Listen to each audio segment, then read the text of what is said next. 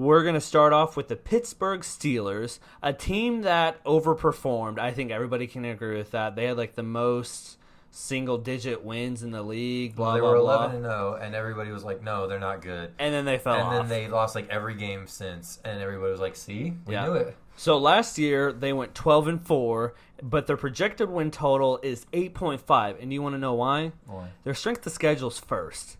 Yeah. They got a rough schedule. Well, most of that is because of their division. Yeah. But yeah. So 8.5 over under. 8.5. That's lower than I would have expected. Yeah. I would say. Personally, I haven't. Actually, I think I would go over. Really? But I'm gonna blow your mind. I have them having 5 wins this season. see, I mean, and that's not that crazy. Yeah. But I think if I probably wouldn't make that bet either way. Okay. But if I had to, I would probably say over. Yeah. Just because I feel like. So let me give you my argument for the under, right? Yeah. So obviously they overperformed last year, 11-0, blah blah blah. We talked about that. Strength of schedules first, and offseason did not help them at all. Yeah. They lost a lot of key parts, including James Conner, Vance McDonald, Alejandro Villanueva. So basically, they took their O-line. David and DeCastro, they said, delete. Marquise Pouncey, Bud Dupree, Avery Williamson, Steven Nelson, and Mike Hilton. Yeah. All of those players were starters, and all of those were contributing starters. They're not just players that are going to miss, right? For a team that overperformed, has a way harder schedule, and then that lost a lot of people, and only acquired Kalen Ballage and Trey Turner. Kalen Ballage isn't making the team, and Trey Turner is actually kind of a good starter. Yeah. But compared to David DeCastro... Let me put it this way. He might be their best offensive lineman now. Yeah, I can agree with you on that. Yeah. So I just think, I don't know if I think they're around 5 to 6 wins, and I think that's going to be shocking. But if you look at the team, you're like, this team's rough. Let me just say this before I say why I would bet the over.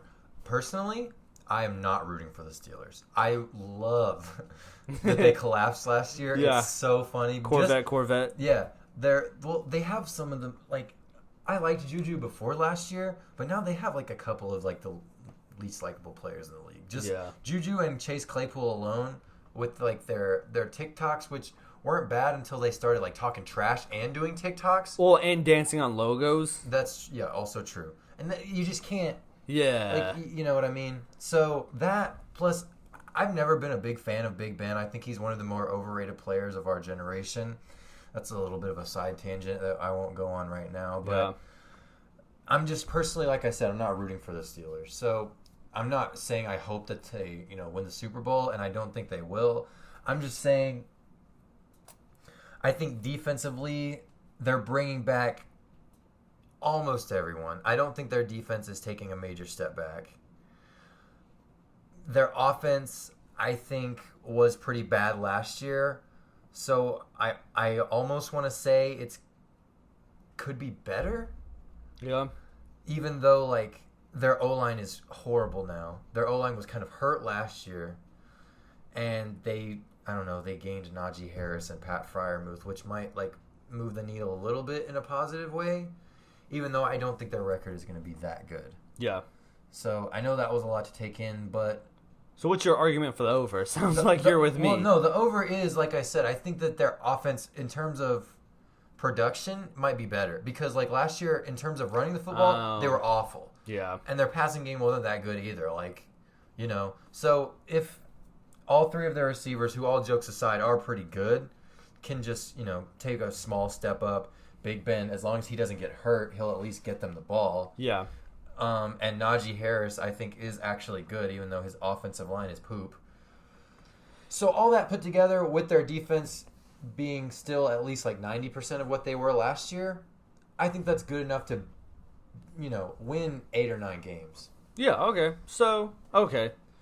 And we are talking about projected the over under at 8.5. Exactly. 9 wins in a 17-game season isn't that hard. It's definitely not saying they're going to make the playoffs. Yeah, and we can deep dive on the offense a little bit. So their wide receivers probably have one of the better wide receiver cores in the league with upcoming stars Chase Claypool and Deontay Johnson. I really like those players.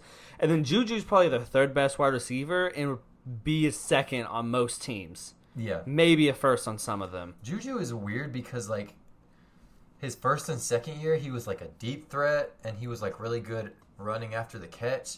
And then last year, they just made him into like Cole Beasley. Yeah. You know, he caught like a bunch of 2-yard passes, and that was like it. Yeah. So I don't really get what they're doing there. Maybe that's just because Ben can't really stand in the pocket for more than like 5 seconds. My next point was Big Ben. So, but yeah, I think they have definitely like a top 5 wide receiver trio. It's not the best, but it's pretty good. Yeah, and I think Big Ben over the last 4 years, this is probably the most optimism I have with Big Ben coming into the season because like 4 years ago he might have retired, 3 years ago he was injured, 2 years ago, just kind of like I don't know. And then this year, he seems to be, okay, I'm going to diet, which diet at 40 years old doesn't matter. Like, that's just you trying. And he's probably just saying that. Well, he was even like, yeah, I'm doing a diet, but it's not like TB12 method. So I'm like, so you're not trying that hard. Mm-hmm.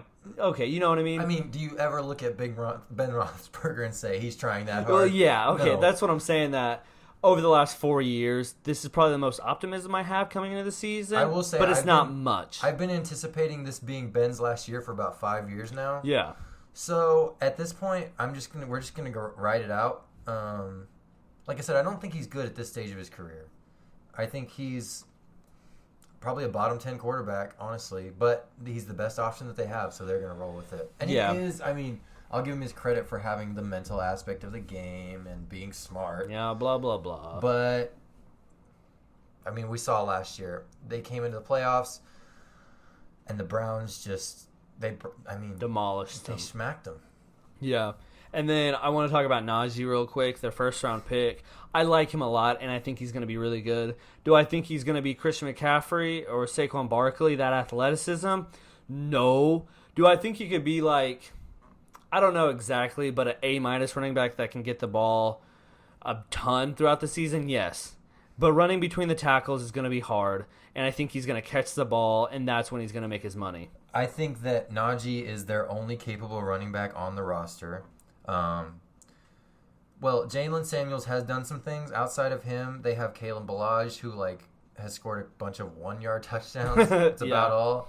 And then they have Benny Snell, who is bad. Probably going to get cut. Yeah. So I think that Najee is going to get a ton of touches.